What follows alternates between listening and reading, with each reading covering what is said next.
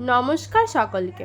Recently আমরা ঘুরতে গেছিলাম, তাই ভাবলাম ঘুরতে গিয়ে যে আনন্দ উপভোগ করেছি আপনাদের সকলের সাথে শেয়ার করা যাক। আমরা হলদিয়া থেকে কলকাতা গেছিলাম বাসে করে, ওখান থেকে রাজধানী করে পৌঁছালাম দিল্লিতে। দিল্লি থেকে অমৃতসর আমরা বন্দে ভারতে করে গেছিলাম। পৌঁছাতে পৌঁছাতে প্রায় আমাদের রাত 8:30টায় হয়ে গেছিলো। হোটেলে পৌঁছে ফ্রেশ হয়ে আমরা বেরিয়েছিলাম গোল্ডেন টেম্পলের উদ্দেশ্যে। এখানে এসে স্বর্ণ মন্দিরের শান্তিপূর্ণ পরিবেশে কিছু সময় কাটানো সত্যিই এক অভূতপূর্ব অভিজ্ঞতা। শ্রী হরিমন্দির সাহিব, যা গোল্ডেন টেম্পল নামেও পরিচিত, শিখ ধর্মাবলম্বীদের কাছে এক পবিত্র তীর্থস্থান। তবে এর মহিমা সবার জন্যই অনুভবযোগ্য। এই মন্দিরের প্রথম ছবি যেটা চোখে পড়ে তা হলো বিশাল জলাশয়, যা মন্দিরের চারপাশে বয়ে চলেছে। জলাশয়ের স্বচ্ছ জলে স্বর্ণ মন্দিরের প্রতিফলন যেন এক নিখুঁত শিল্পকর্মের মতো। এই জায়গাটি সত্যিই এক জাদুকরী অনুভূতি দেয়, যেখানে আপনি নিজেকে পুরোপুরি শান্ত এবং সংলগ্ন অনুভব করবেন।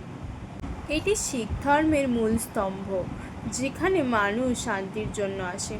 তবে এটি শুধু ধর্মীয় স্থান নয়, এটি এক স্থান যেখানে আপনি মানবিকতার মর্মও বুঝতে পারেন। স্বর্ণ মন্দিরের সোনার চূড়া সূর্যের আলোতে ঝলমল করছে, যা মন্দিরটিকে আরও মুগ্ধকর করে তোলে। শিখ সম্প্রদায়ের বিশ্বাস অনুযায়ী এখানে আসলে দেহ এবং মন সজীব হয় আর হৃদয় খোলাসা হয়।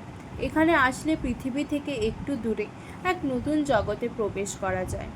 এখানে যারা আসেন তারা শুধু ধর্মীয় উপাসনা নয়, এক গভীর শান্তির অভিজ্ঞতা লাভ করেন। যেমন শান্তি আর ঐতিহ্যের অনুভূতি স্বর্ণ মন্দির ছিল, ঠিক তেমনই এখানে অমৃতসরের আরেকটি ঐতিহাসিক স্থান জালিয়ানওয়ালাবাগে পৌঁছে আমরা এক ভিন্ন ইতিহাসের সাক্ষী হতে পারি। 1919 সালের 13ই এপ্রিল এই জায়গাটিতে ঘটে এক হৃদয় বিদারক ঘটনা। ব্রিটিশ সেনারা অসামরিক ভারতীয় জনগণের উপর নির্বিচারে গুলি চালায়, যারা এখানে শান্তিপূর্ণভাবে সভা করেছিলেন। এটি ছিল একটি হত্যাযজ্ঞ, যা লাখ লাখ মানুষের মনে গভীর শোক রেখে গেছে। এই বাগানে গুলি চালানোর পর এখানে শতাধিক মানুষ নিহত হন, তবে প্রকৃত সংখ্যা এখনও অজানা। বর্তমানে জালিয়ানওয়ালাবাগ একটি স্মৃতিস্তম্ভ হিসেবে দাঁড়িয়ে, যা আমাদের সেই ভয়ানক ঘটনা মনে করিয়ে দেয়। আর এই সেই কুয়া যেখানে প্রাণ বাঁচাতে অনেক মানুষ ছুটে এগিয়ে যায়। এটিই ছিল তাদের শেষ আশ্রয়।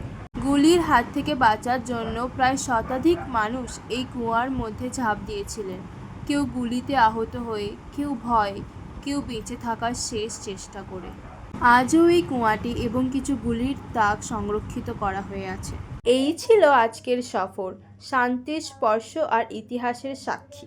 যদি আপনাদের ভালো লেগে থাকে তাহলে অবশ্যই চ্যানেলটিকে সাবস্ক্রাইব করুন, ভিডিওটিতে লাইক করুন আর শেয়ার করুন। দেখা হবে পরের ভিডিওতে।